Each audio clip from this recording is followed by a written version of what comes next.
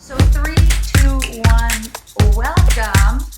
We have a super special guest all the way from Montana, Chavie. Tell us about yourself. Hi, thanks so much for having me. My name's Chavie Bruk. I live in Bozeman, Montana. Been here for almost 14 years. Kind of hard to believe. And I have a unique family story that I love to share because I think, when we share our struggles and our triumphs and our stories, it just helps us create community and connect, and we can learn from one another. And it's been an awesome journey full of challenges and full of anything you can imagine, but worth sharing. So I have 5 adopted kids, and that's kind of how my story starts. But actually, it's actually not how it starts. It starts with a pretty significant permanent infertility diagnosis. And from there, the journey begins. How did, because I'm assuming, and correct me if I'm wrong, typically religious women are not on birth control. So that has 0 part. Because I think most women, for a big chunk of their life, I don't want to have kids. I want to prevent. And then poof, they get off birth control and they just assume, okay, now I'm going to have kids. And you don't know until you get there that either you can or you can't. Yeah. So it's really interesting because I grew up in an Orthodox home.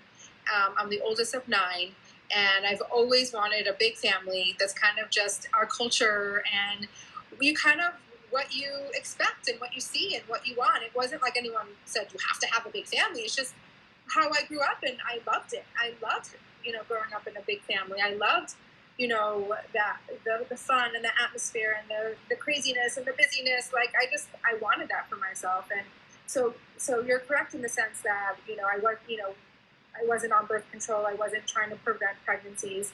But as we got married, when we got married and then we weren't getting pregnant right away, we started to kind of explore, like, why was that happening, and going to doctors and all that kind of stuff. And our journey is a little bit unique here. And I'm not the only ones, but we, from when we started our infertility journey till we got a permanent infertility diagnosis, it was just a year. Wow, that's quick. Really quick. Like, basically, between my husband and I, what our issue was either going to be resolved with this one procedure or not. Like, there wasn't a million things to try. There wasn't a million rounds of IVF. There wasn't, all these, let's try this, and let's try this, and let's try this. It was either this works or it doesn't. And, so we prepared for this procedure, and I was 23, my husband was 26, really young, Very really young. Wow. To have like these like life-changing scenarios, and apparently this procedure wasn't successful, and we found, like, we were just told, like, that's it. There's nothing else to do. Like, there's nothing to try. On the one hand, it's kind of nice to have that closure and to be able to, like, move on in a sense and figure out what you want to do. But on the other hand, there's no hope. There's nothing you can try. There's nothing to do, and you're kind of just a little bit lost. Like, okay, well, now what? So that was, took a lot to process and move through that. And I think to this day, we're still processing that. That's not something that just goes away or doesn't matter anymore, right? Like, it's a constant journey. There's ups and there's downs. There's times where it's not a big deal, and there's times where, oh my gosh, we still grieve, So, but we processed enough in the sense where we were like, okay, well, how are we going to live our life now? Like, now we're at a crossroads. Like, what do we want to do? And with a lot of discussion and a lot of thought, it was really clear to me that I really wanted a family. I couldn't imagine living and being in this world without children to raise. Like, some people can do that, and some people want to do that, and that's totally 100% wonderful. But it wasn't what I wanted, and so I had to figure out, like, just because I have this door closed for me, right? I'm not going to have biological children, doesn't mean I can't have a family. So I just had to figure out how. And so between my husband and I, we figured out that what the path that we wanted to take, and the thing that both of us felt most comfortable with and felt most natural to us, was adoption. And it's a crazy process. I think it varies state to state. But what is that process, or what was that process for you guys? Are you going to do it again? Yeah, so we knew nothing about adoption.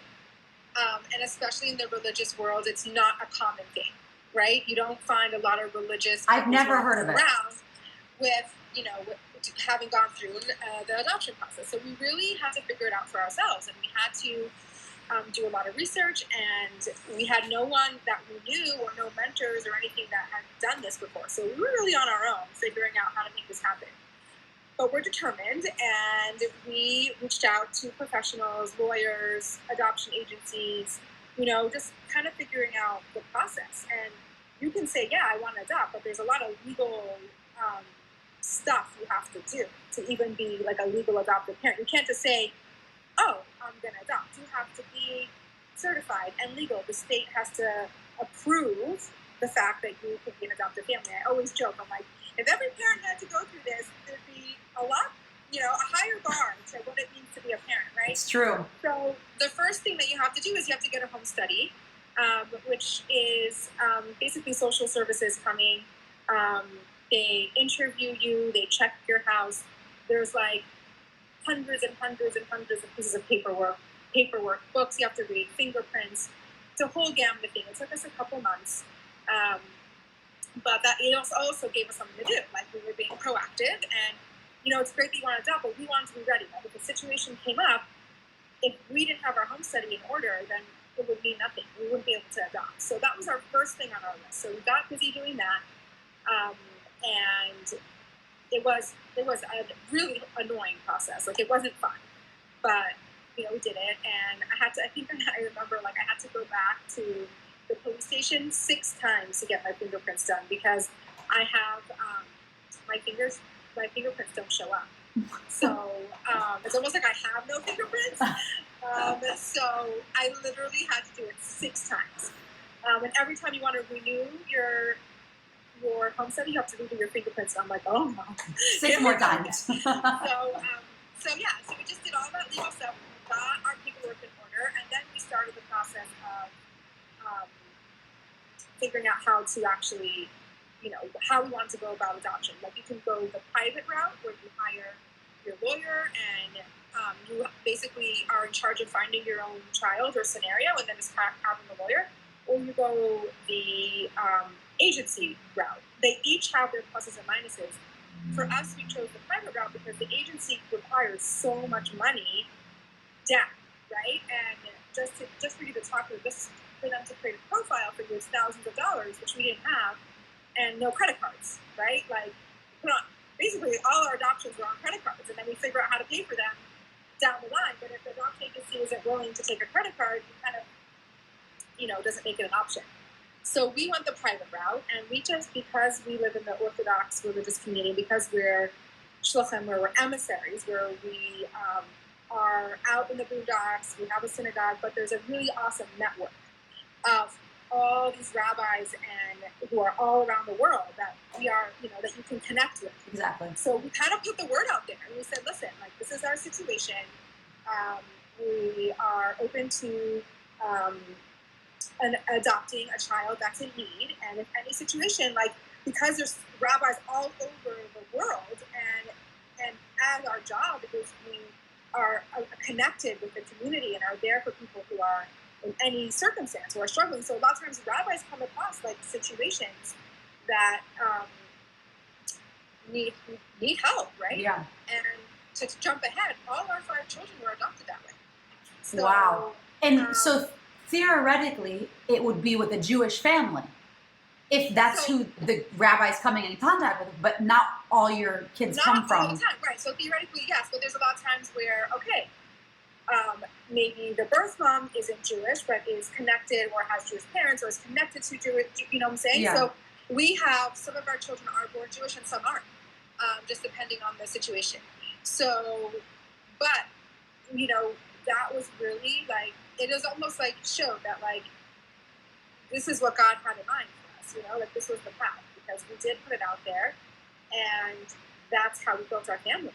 And each story is so unique and miraculous, you know, like you see, you know, some people are like, oh, you know, one day you'll with a miracle you'll have a biological child, and I'm like, my adopted children are the miracles. Like, Yeah, I was reading your blog. It's like, these are the miracles, right? They're so miraculous.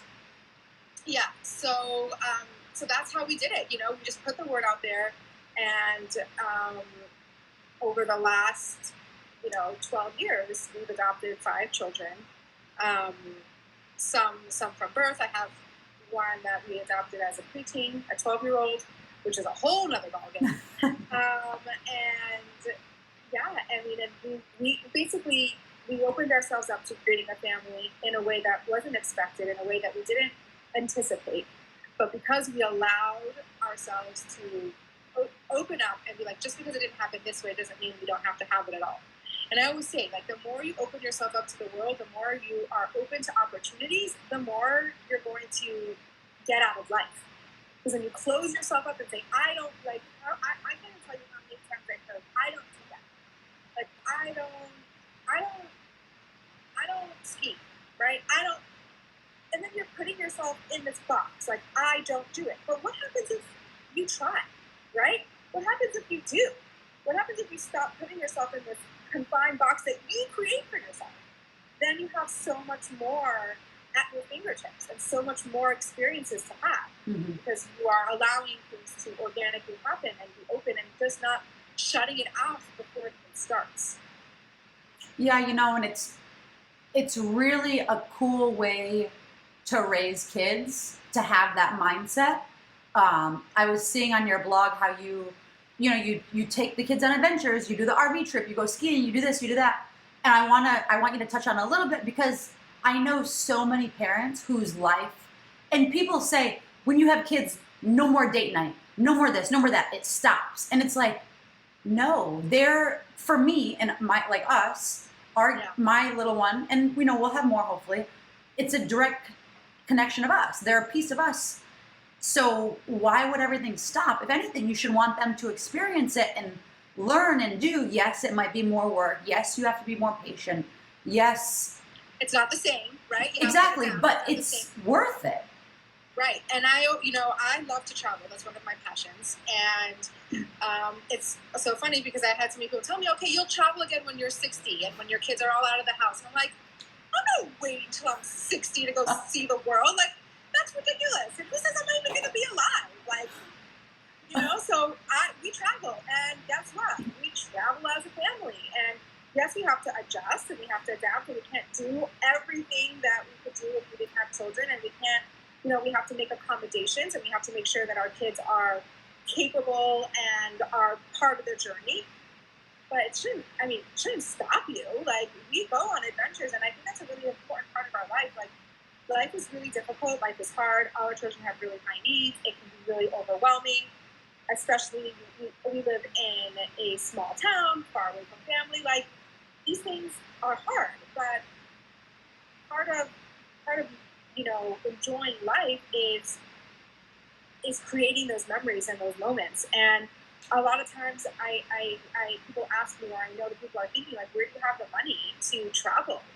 And I'm like, I don't have the money for it. But to me, it's more important. I'd rather have debt on my credit card and figure out how to pay for it slowly over time and have the life experiences than not being able to do anything because I'm so trapped in my financial state. Now, not to say to be irresponsible, everyone has to figure out their finances for themselves, and some people like to live exactly within their means, and I so honor that. For me, I'm like, these are the things that I want to do, and I'm going to figure out how to do them. So obviously we're not, staying in 5-star hotels and, being utterly irresponsible, but I'm going to travel. I'm gonna make those trips happen. I'm going to make those memories happen, because for me, those memories and those experiences are what shape our family, are what bond us together, are what help us problem solve. Like I have on my blog, I think it's like 5 or 7 things that kids learn from traveling. Like these are huge life skills that we're teaching our children. I can't even tell you, every single time we travel, like 50,000 things go wrong. Our flights canceled, our luggage is lost. Like so many of that stuff happens, and we have to figure out together as a family how we're going to deal with it. If my husband and I can't just throw a tantrum or throw our hands up in the air and give up. Like we can't. We have a, what I'm saying. So it's to us together as a family to figure out how to move through these tricky situations, and it also shows them the world, right? We live in Bozeman, Montana. It's not a diverse town. You're seeing white people everywhere. Like there's nothing else. And I want my children to be exposed to other cultures, other ways of living, other, way people look, like way people live, like what people eat. Like all these things are so enriching to our lives. And so to me, and some people don't feel that way. Traveling is not a thing for them, and that's great. And that, something else is what drives them and what is their passion. But for me, that's something that I really, really feel really strongly about, and I want my family to be included in it, not to just do it when they're older and I don't have to worry about them. Well, and if they only do it when they're older, it's easy for them to not do it because they never did it. Right. It's like a comfort zone thing, right? My kids are really comfortable with traveling and being, in different countries, and, and because of kosher food, like sometimes we're not like when we travel, it's not about going out to restaurants, whatever. Like we're eating peanut butter and jelly for dinner, yeah. And that's part of the adventure. Like, how are we we have a certain amount of food, and how are we gonna make it work, right? And what are we gonna eat for lunch, and what are we gonna eat for dinner? And that's part of the journey. And sometimes you go somewhere where you expect there's a kosher store and it's not accurate, or they don't have very much, and so you're having to be creative, And you know what? Our kids, sometimes we worry about them, but they're so resilient, and they're so adaptable. As long as you carry that, you set the tone, right? So if this is an adventure, this is cool and fun, like they're going to follow along, and they're going to be like, okay, we got this. We sometimes are so scared for our children. We're so scared that they're going to be uncomfortable. We're so scared that it's going to be hard for them, and that's part of the beauty. Like be comfortable with being uncomfortable. Just like sit in it. Yeah, like let's be here. Let's do this. So that's part of the adventure, and I do hope one day I can go on a trip just with my husband to some luxurious location without my kids. That is a dream of mine, but I'm not going to wait to have adventure till my kids are grown. Like I want to have the adventures with them. Yeah, of course. I mean, and it's truly what you're saying. That's where the memories are created. That's where they're learning. That's where it happens. Totally. So it makes sense. So you're in Montana. Is there a big Jewish community there? Because I'm from Michigan, and everyone's always like, there's a Jewish community there? What? Right. And how much more so in Montana, right? Yeah. So yes, there's a Jewish community. Obviously, it's small. Like our town only has 40,000 people. Our city. So I mean, like that's like literally one block of Manhattan, Yeah. So I mean, it's all relative. But yes, there's a beautiful Jewish community. There's a lot of, people want to live here because it's beautiful. The quality of life is amazing. The priorities here are amazing. Like everybody is super, outdoorsy and healthy, and wants to live life. Isn't as distracted by, the physical, like what you have and don't have, looking at, it's just not like that here. The objects. Yeah. I mean, people have nice things if they want, but like, it's just not a thing, and people are really focused on experience, right? Life, opportunities, wholesome education. Like, it's just a really great place to live. So people do end up here. We have a really great, wonderful Jewish community, obviously small compared to big cities, but we are so busy, right? Because we really focus on the individual. Like we don't really care how many people come to our classes or Shabbat dinners or all that stuff. It's like, it's about personal connections. We spend a lot of our time learning with one-on-one with people, going to coffee, you know, making those one-on-one connections. To us, that's what it's all about. Quality rather than quantity. 500 people at our services, but that's not our goal. Right. You know? So it's just, it really, you know, it's a great community for us, right? I mean, and we love it, and it's literally become like our family. You know? It's amazing. It's so wonderful, and anyone who comes and visits can feel that energy, and just, it's such a loving, warm community. And you know, it's harder during COVID because some of that in-person stuff isn't able to happen. When it was nice weather outside, we were able to do things outside and socially distance, but now it's freezing already. And so it's hard. It's hard not to be able to see our people and connect, but we always find ways to continue that connection and that, you know, the growth, and you know, there's always a way. And hopefully soon we can get back to normal. I'm waiting. I'm like, when is this going to happen? It's crazy. It's such a wild time. It definitely makes you realize, one, how good things were, but also it makes you more resourceful in figuring things out now. Right. And it makes you kind of realize also, like, certain things that we thought we weren't able to live without, and we can. Yeah. You know, we have to. And hopefully, one day, like someday soon, we can go back to I don't think life is ever going to be the same, but I do think, I'm hoping that we can learn, and we can go, when we go back to a more regular life, it'll be better, because we will have taken some pointers, right, and some priorities, and you know, looking at the country and the political atmosphere, like, it's hard to believe that that's going to happen, but I'm hoping that as individuals, in our own lives, we can change, we can do things better, and we can take responsibility for ourselves and our families. That's what I hope.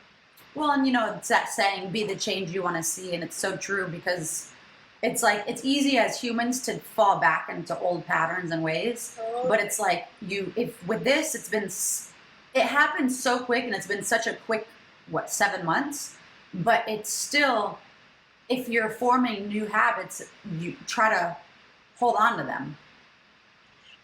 Yeah, I mean, we were thrown into this, just, it happened at the blink of an eye, and then I don't think any of us imagined that we'd still be in the situation. We'd be like, oh, whatever, 6 weeks, a couple months, you know? The fact that we're still here and we're still trying to figure it out, you know, is hard, but it's building resilience, it's building character, and, you know, but there are a lot of ramifications, you know, like, our children are not getting what they need, you know, from schools or socially, and we're gonna have to deal with those consequences, and I don't think any of us are coming out of this unscathed.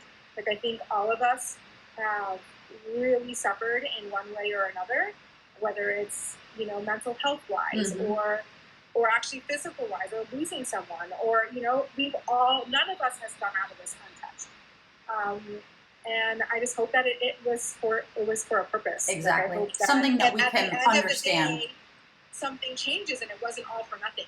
You know? Definitely. So along those lines, how do you juggle it all, right? Because you guys are running the Chabad. Did you guys bring the Chabad to Montana? Yeah, we were the first. Yeah. Okay, cool. We were the first. Yeah. So how do you juggle it? Because it's a baby still, right? Like, you're building your community, you're building everything, and you have 4 or 5 kids. 5. Husband. You know, it's a really good question, and I really, really think that, especially as women, we always have this pressure of, like, having to do it all, and do it all perfectly, and do it all well. And what I've learned over the years is my job and my community and my life in Bozeman is really important to me, and my family is really important to me. So how do I make that, like, how do I make that work, you know? And I think it's about being present in the moment. Like, sometimes your kids are going to need your full attention, and you're not going to be able to focus so much on programming and classes and all that kind of stuff. And sometimes your kids are doing really well, and you could focus on your job and your work. I think we get ourselves into trouble when we're constantly thinking about the future. Like, oh my gosh, like if I don't do this class right now, then I'm going to lose all my momentum. I'm going to lose my community, and I'm going to lose whatever. Or, and I think when we focus in the present moment and really tune into what is necessary for right now, we'll be okay. So it's not, I think the juggling act is not trying to do it all the time. I think it's really tuning into what's important for the moment. So right now, like, my family is not in the greatest place, and they're really high needs, and they need a lot of attention and appointments and therapies and all that kind of stuff. That's kind of what I have to focus on. And so I'm not as active in my job, right? And then hopefully they'll settle down, and and when they go to school, they'll actually be in school, and I won't need to be called 100 times a day, and and I'll be able to focus on my work and my job. And it's, and sometimes, I actually love my work, and I sometimes get frustrated by not being able to do my work, but I try to focus on as much as I can, like, I'm present moment. What am I needed for right now? And I think if we do that, we'll very rarely be scared in the wrong direction. If we really focus on what am I needed for right now, then we're always going to make the right choice. 100%. And it's not about doing it all the time perfectly. It's about picking the thing that needs to be done right now and doing the best you can with it. Yeah, no, it's well, two parts of that. So one part is you have to make sure that you're full before you're constantly giving, right? And the other part of that is someone recently asked me, and it was so funny. We're just a discussion about places we've been or this or that, like our favorite place. And the first thing that came to mind for me was my favorite place is here and now. Truly.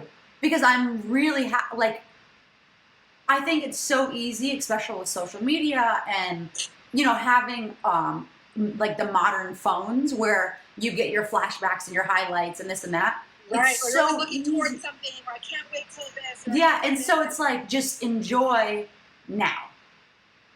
Yeah.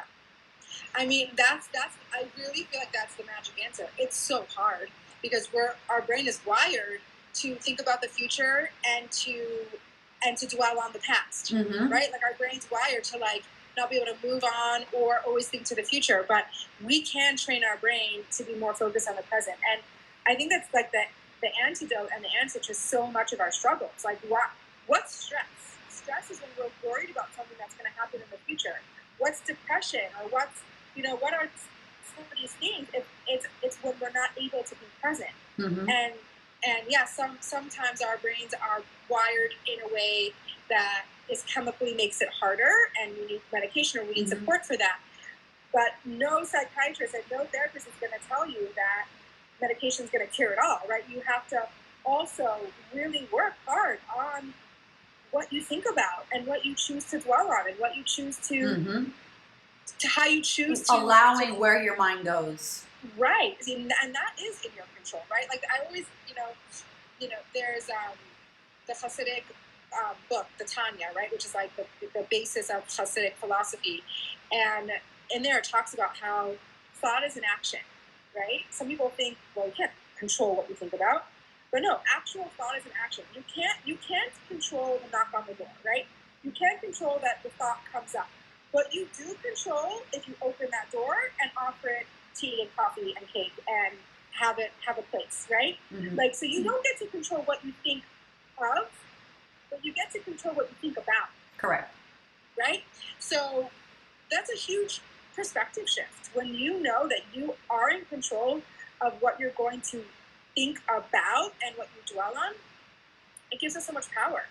And it's hard, not to say it's easy. It probably will take a lifetime to master it, right? But when we know that we can constantly rewire our brain, remind our brain that no, I'm not going to go there, right? I'm not going to think about something that isn't going to provide any service for me. It's just going to bring me down. But very importantly, that's not feeling, right? That's our thoughts. Like it's really important to feel our feelings, right, and not push those away. Because they'll just keep on coming back. So we need to give our feelings the attention that it deserves. We need to tell our feelings, yes, we hear you, And I find that when we do that, when we give our feelings the space that it needs, we usually can move through them in a healthier way. When we shove them down and we push them away and we say, no, it's not okay for me to feel that, I feel shame or guilt feeling that, it's just going to keep on coming back. So there's a difference between controlling your thoughts and feeling your feelings, right? Like we need to find that perfect balance of being present, feeling our feelings, honoring those feelings, and controlling what we like perseverate and dwell on, you know?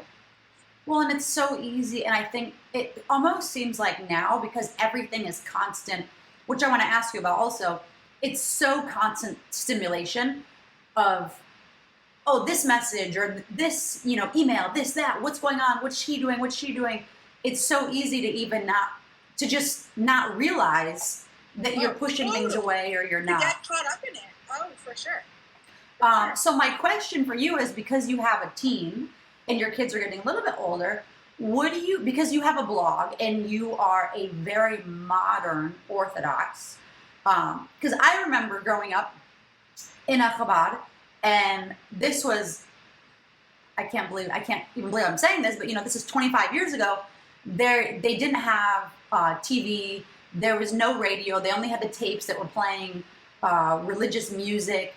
And it was such an enclosed box, where now everything's at your fingertips. What do you do with your kids and I think it's something, obviously, every parent is going to have to deal with, regardless of being religious or, whatever they are or not. Oh, for sure. What are you doing with your kids for social media or not, or giving a phone or iPad, or especially with COVID, because now you have to give.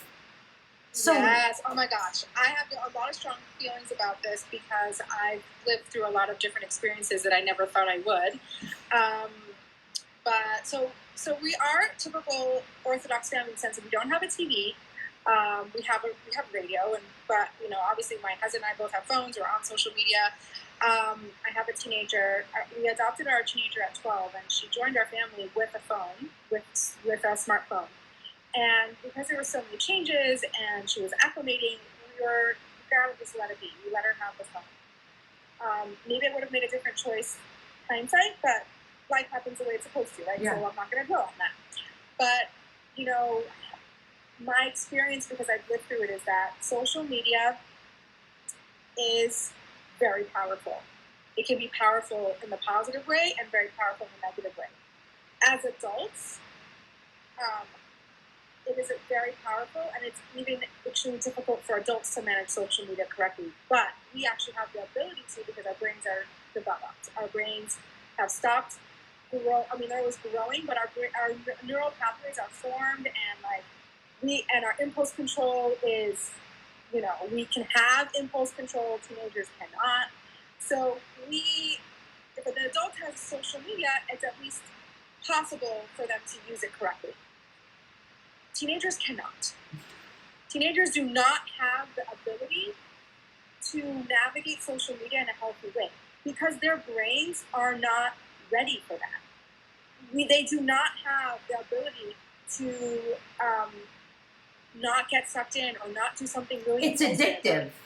Send the naked picture because it feels good in the moment, but they're going to regret it later. They don't have the ability to look forward and understand the ramifications of what they do in social media and the bullying and the influence, So my daughter had, it was a horrible thing. And, she had a lot of trauma and she suffered with a lot of different things to begin with. But let's say you have a child that's suffering from an eating disorder, and then she's on social media. All the accounts she's going to follow, all the people that she's going to follow are going to be feeding that. Correct.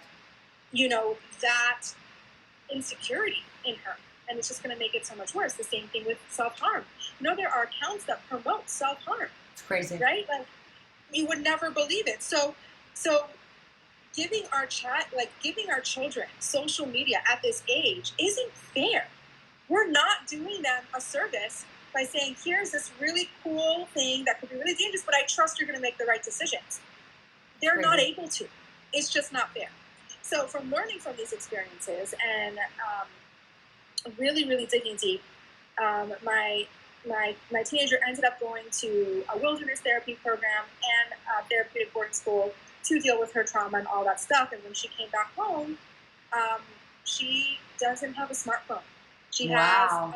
has it's called Gab Wireless. It's amazing because it looks like a smartphone. Because a lot of their struggle is what it looks like, right? They don't want to walk around with a flip phone and it's like in your face. Look, I don't have social media. So her phone looks like an Android. You know, it looks like a smartphone. But the only capability she has is talk and text. And guess what? She can't even text pictures. That's amazing. Wow. So, yes, if some people might feel like that's really harsh and that's, you know, how is she ever going to learn and whatever. I'm like, she's going to build the skills. And when her brain is ready and when her brain can handle it, she will be able to make the choices on social media. Will she always make good choices? Probably not. But at least she has the ability and the brain power to make proper choices. So I feel very strongly social media for a teenager is not fair. We're not setting them up for success.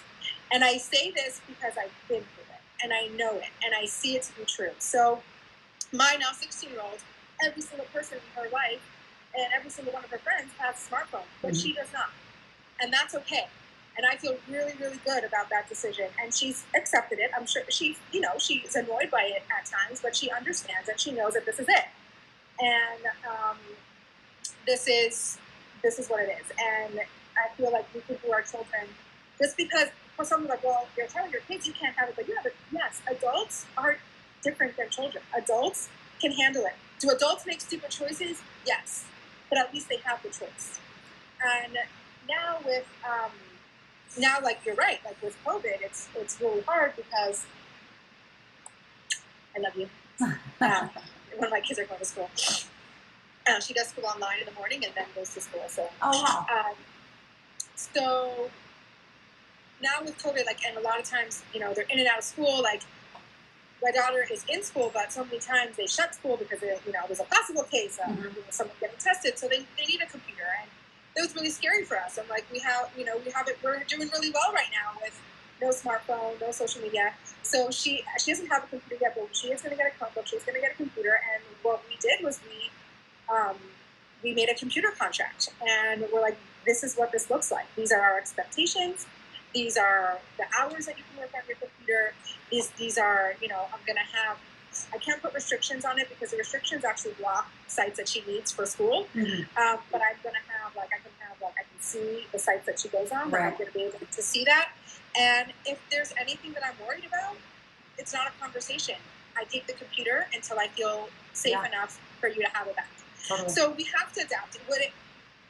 Ideally, I would say no computer.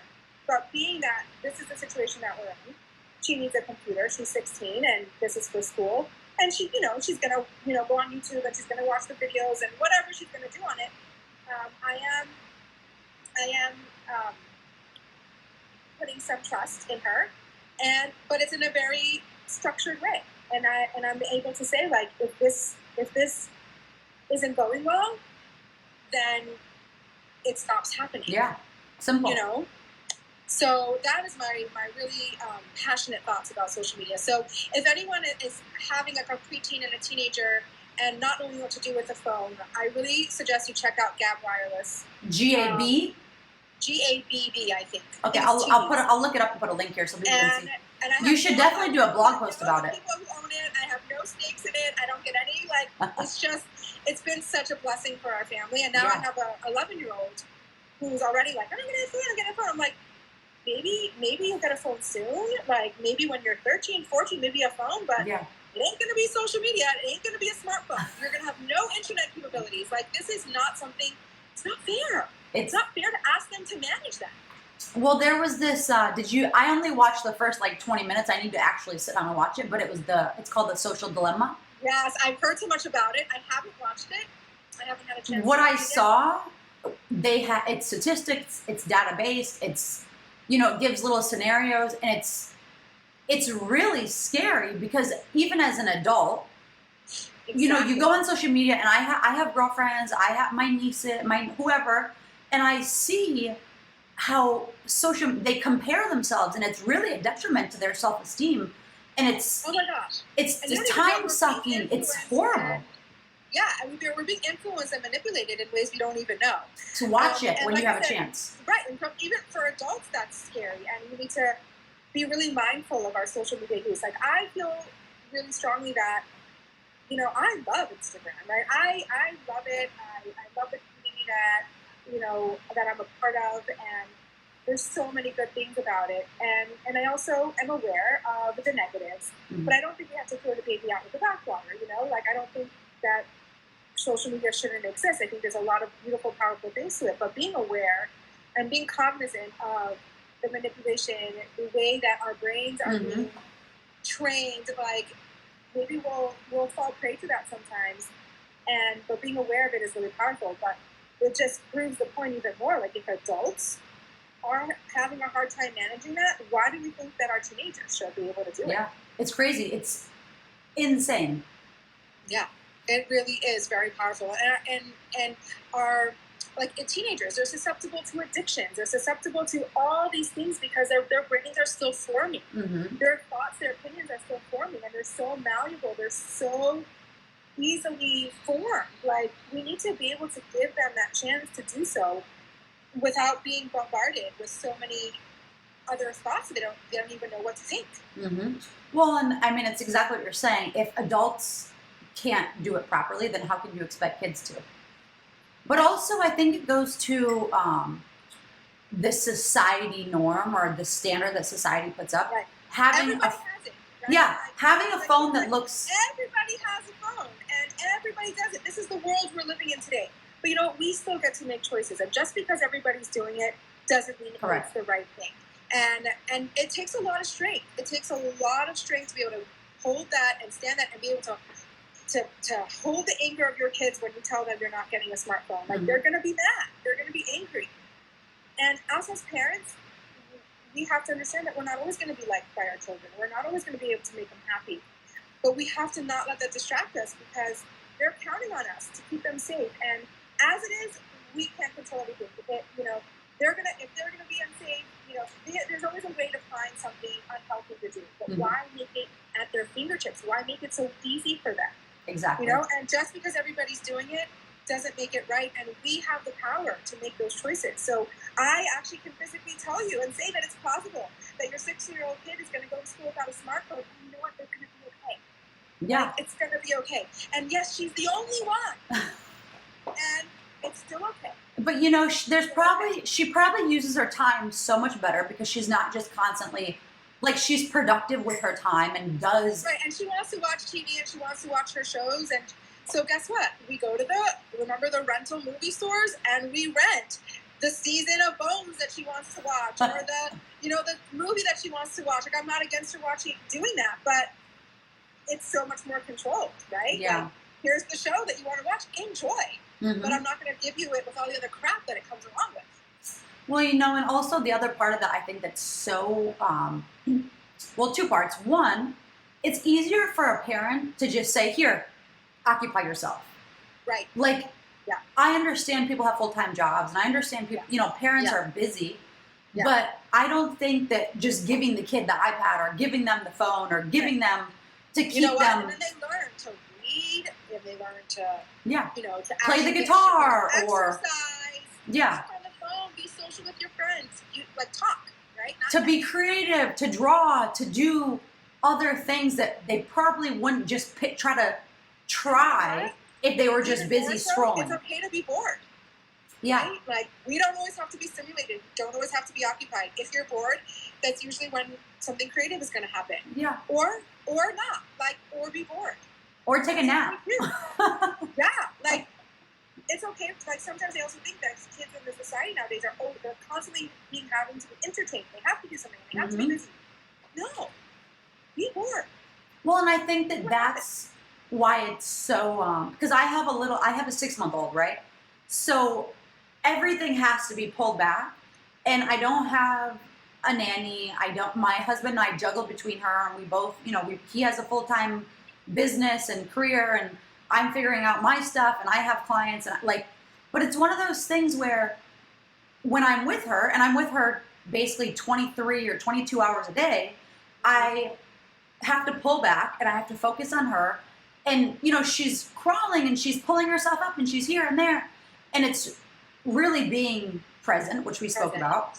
But it's like I could very simply just turn on the TV or give her a little something to watch. And I actually, it's funny because I was talking to my girlfriend about this.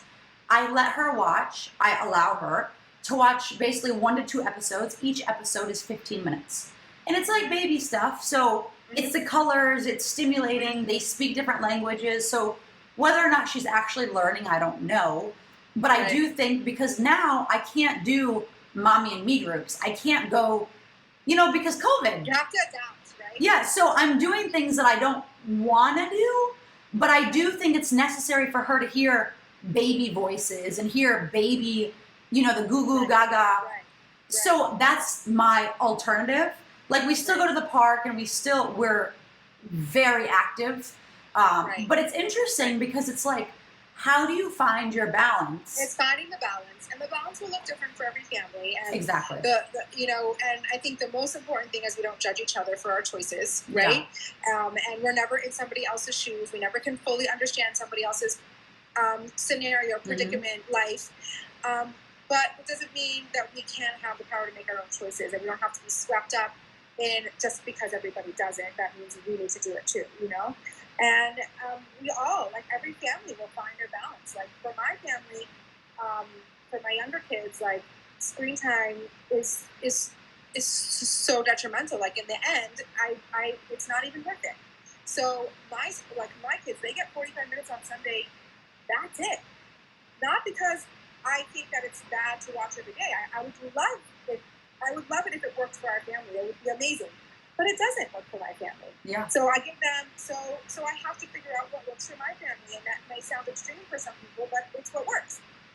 45 minutes a day of screen time isn't bad. Like if that works for your family, great. For me, it's once a week because I know that they're kids and they want to watch, and I have to grin and bear it because after they watch, they're going to be monsters.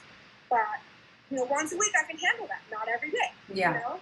So it's really about really focus. It's really about focusing on what's best for you and your family, and not worrying about what anybody else thinks, what anybody else is doing. If you can do that, then you're going to make the right choices. Because if you can block out the noise and block out the, you know, the expectations or the, you know, the status or the whatever it is playing into your head, then it's really hard to make the right choice for our family. But if you can do that, if you can just really hyper focus on what's really best for you and your family, and I'm saying you also, you as a parent have to also manage and survive, and sometimes that's with screen time, then you're going to make the right choice because you're not worried about what anybody else thinks or feels or does, because it's really not relevant.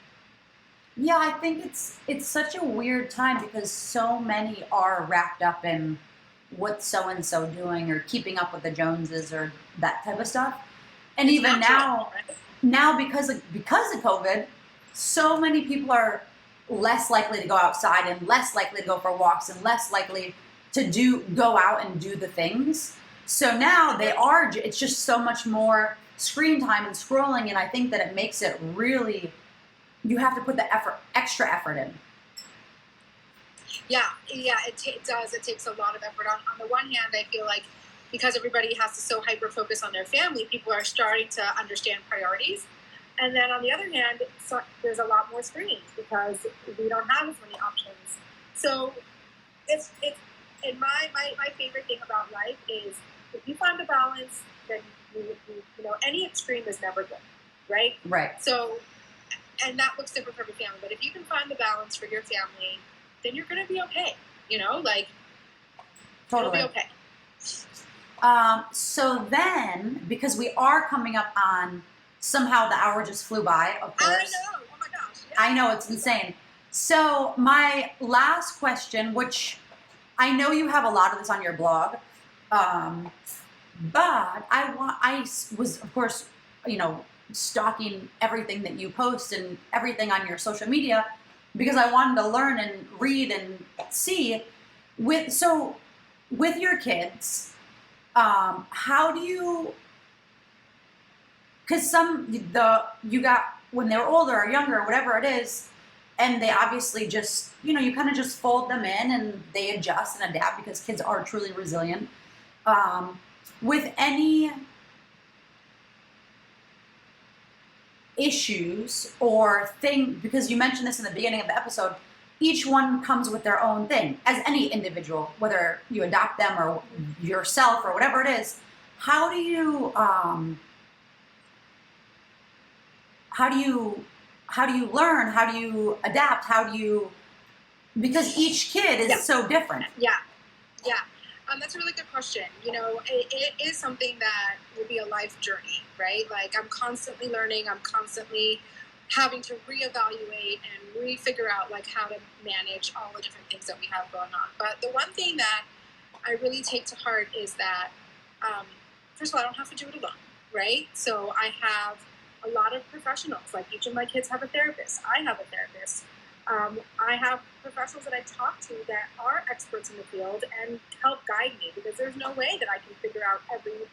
I adopted a 12-year-old. I went straight into preteen. I didn't know what to do. Like, it didn't gradually happen for me. So I really do have to lean into those people that I really trust and can help. I read a ton, right? I always want to learn. I'm always learning. What it's like to parent a child with trauma, right? What's it like to parent a child that is adopted, that has, that is inevitably going to have some attachment stuff play out, whether it's from birth or not. Like, some people are like, oh, your kid's from birth. Like, I'm like, a child that's adopted, their most important attachment was broken the second that they were born. Mm-hmm. Like, that has ramifications. Those things mean something, right? Why do you hold your baby skin to skin, right when you have that child? Because that's super important. When a child doesn't get that, there are ramifications. So instead of, being ignorant and willing it to not be true or hoping that it won't be true, I lean into it and I was like, this is the reality. This is how it is for an adopted child. I want to know how best to help them through that. So it's a lot of being open to education and being open to learning and being open to doing things better. And it's a lot of failure. Like, there's a lot of stuff that you don't get right, and you just have to pick yourself up and try again. And it's exhausting and it's crazy making, but it's beautiful, and I just, it's just really being open to, like I said before, if you're open to the things around you, you're open to people, you're open to learning and not being closed off and saying, I don't do that, or this doesn't work for me. There's so many things as a parent, like, I never thought that I would face. Like, I never thought that I would have a child that suffered with suicidal ideations. Like, I never thought that was going to be my life. I never thought that I would be dealing with an eating disorder. I never thought that I would be dealing with a kid that has super violent and has impulse control. Like, these are things that I didn't envision for myself. But am I just going to pretend they don't exist and hope they go away, or am I going to address them, deal with it head on? So I think it's really about that. There are, I have a lot of bad days where I'm just like, do I even want to get out of bed in the morning? Like, this is too hard.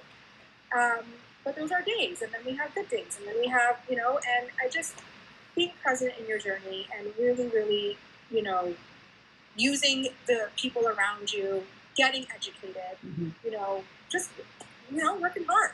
Yeah. Well, real quick before we go, because I know you have, and we're busy. Yeah. So with your 5 kids, each one has a different story, and you talk about them you go in depth. I don't remember if you go in depth with each of them on the blog. I think right now there's probably like 3 out of the 5 that are more in depth, and my 3-year-old's journey is still really developing, but yeah, I do talk about it a lot. So for the viewers, make sure that you look there, because it's very interesting. Because and just give them a quick preview of the 3 that you've talked about on the blog. Okay, so I've talked about my first adoption, right? And my first daughter who's 11, and I talked a lot about our infertility journey and how we got to adopting, and then what it was like to adopt my first child and her kind of history. I spoke about my second child who we adopted because she has a really rare genetic disorder. that only 500 people in the world have. And I spoke about that journey and figuring that out and what that looks like. And then I spoke about my teenager, because she joined her family at 12, had a ton of trauma, you know, all the steps that it took to get through that, and still getting through. Like, it's still really, really hard, you know? And then I actually did, so number 4, I actually did speak about my son, and because he's Black. So the whole racial piece of that and what it's like to incorporate that into our family and how we feel about, you know, and all that kind of stuff. So really just my little baby. I didn't get into too much detail yet, but there's a lot on there. Yeah, it's so, you know, it's literally just addicting. You just want to keep reading. So oh, thank you. That means so much. Yeah, no, it's a few of the girls who we both mutually know, they're like, I'm obsessed with her. And I'm like, I'm so happy that I get to, you know, learn more and be a little more in depth with her, because it's really an inspiring story. So much to talk about, right? Yeah, there's so much to talk about, but it's just so inspiring to hear, because it's, you know, you overcame and you're overcoming and you help others overcome, and it's awesome, because I don't think that there's enough women who back women. It's for whatever reason. We need to be on this so much. So many times we're fighting each other, or we're putting each other down because you know, we don't feel adequate. But really, we're on the same team. Like, we just need to keep on putting it, you know, propping each other up, not judging what the other person's doing, and like supporting one another. I mean, and then we're so powerful, because women, we're powerful. We just have to channel it, you know. Yeah, it's true. Okay, so I'm gonna let you start your day. Thank you again so much. It was so nice to meet you, and be well and stay well. And thank you so much. And like you said, check out the blog. I'm sure you'll post it. I will. I'll put a link here. Just say it's clearasmud.com, or I don't know. Clearasmud.blog. Okay. So I'll put the link here so people can see it. And then you can follow me on Instagram, which is under my name, Chavie Bruk. But you know, I always love to meet new people and share, you know, our stories and create connections. So thanks so much. Do you have anything else you're working on? As far as anything you want to share?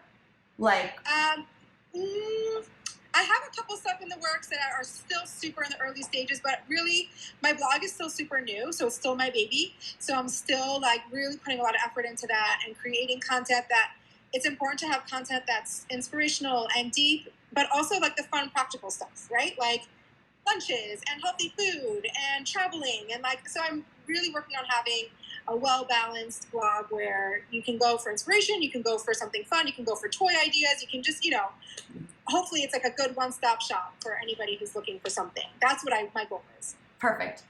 So I'll put the link here so people can, you know, check it out.